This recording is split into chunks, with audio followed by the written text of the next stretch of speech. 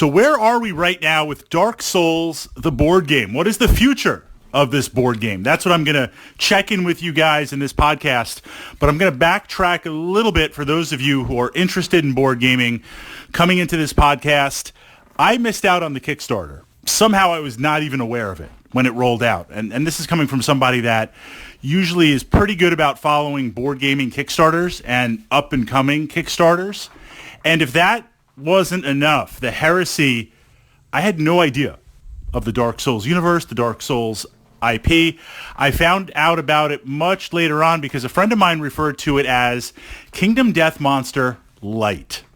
If you don't want to quite buy into KDM, you can buy into Dark Souls. If you don't want to spend months playing Kingdom Death Monster, you can get that fix in 2 hours or so playing Dark Souls. And I looked into this because I have Kingdom Death Monster. I enjoy it for what it is.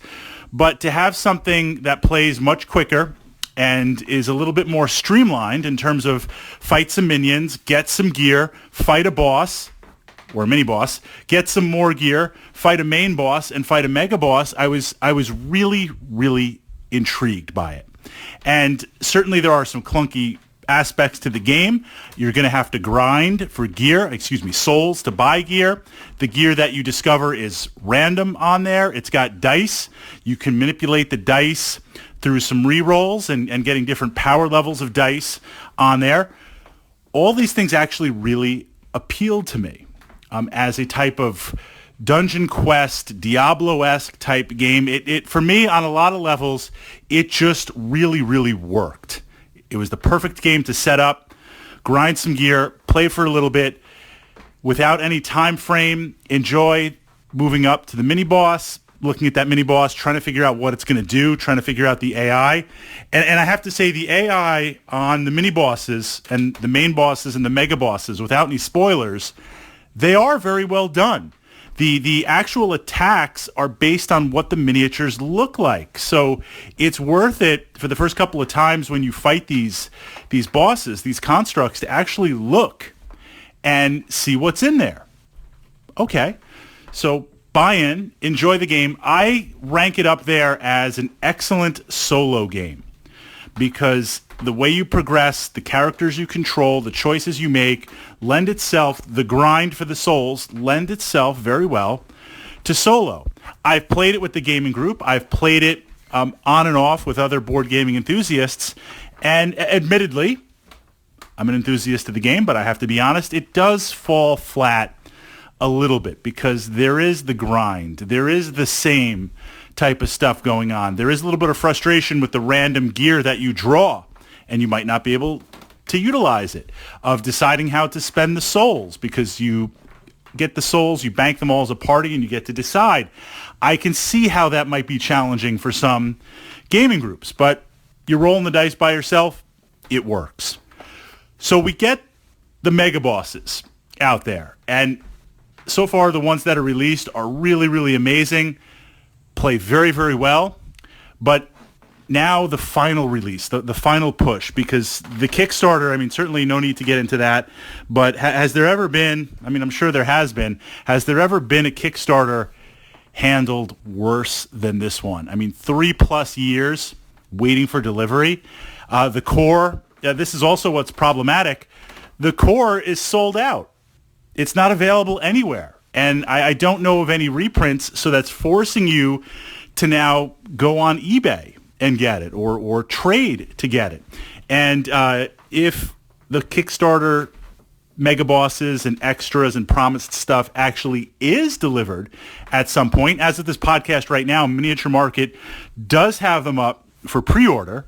I say that because I'm sure there's a good amount of backers that once they get it, they're going to put it up, they're going to eBay it, they're going to push it off. So I think we're going to have one more surge, and then it's going to kind of fade away.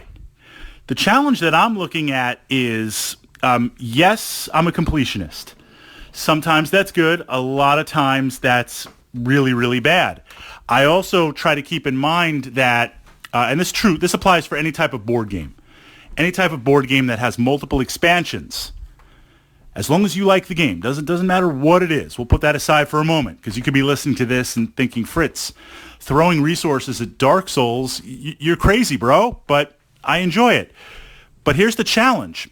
When stuff goes out of print, when stuff becomes, I hate to use the term collectible in the board gaming community, but when stuff becomes out of print, prices go up, acquisition becomes much harder, and I believe that the medium itself, while people are taking better care of their board games simply because they're costing more and more money, there's this pressure of board games are being used more and more by more players in the community. They get mashed on, they get messed up.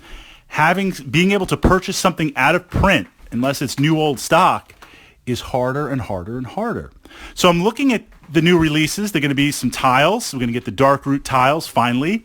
We're going to get some more Mega Bosses on there. There's the character kit. There's a couple of other expansions. They're all clocking in right now, and these are miniature market prices, which are pretty competitive, at like around $60 to $63 each. So I'm adding everything up and saying, even if I had the coin, would I want to drop $300, $400, or $500 on Dark Souls? I mean, I feel like I'm playing Warhammer 40,000 a little bit here. So how much should those expansions be? Certainly not $63 from that perspective, but I understand Steamforged has to recoup all the money that they misspent and didn't quite run very well. But there's this duality of what I see, and we're going to see how it plays out.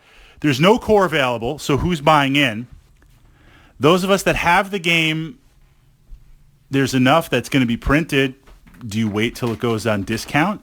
Do you wait a year or so? And when there's absolute no traction and taking up shelf space on there, part of me is like, yes, I'm a completionist, but I've waited this long for it, and Kickstarter backers have waited this long.